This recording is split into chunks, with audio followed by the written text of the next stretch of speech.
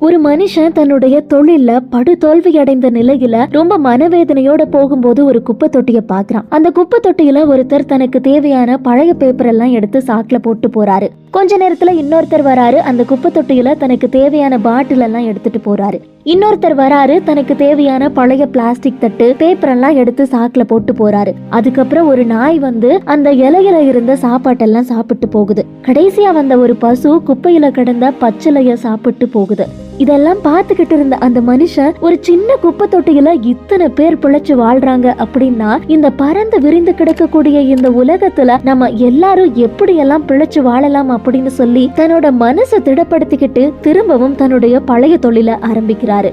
அதனால எத்தனை தோல்வி வந்தாலும் விடாமுயற்சியோட போராடணும் அப்படின்னா நமக்கு ஒரு நாள் நிச்சயம் வெற்றி வந்தே தீருங்க.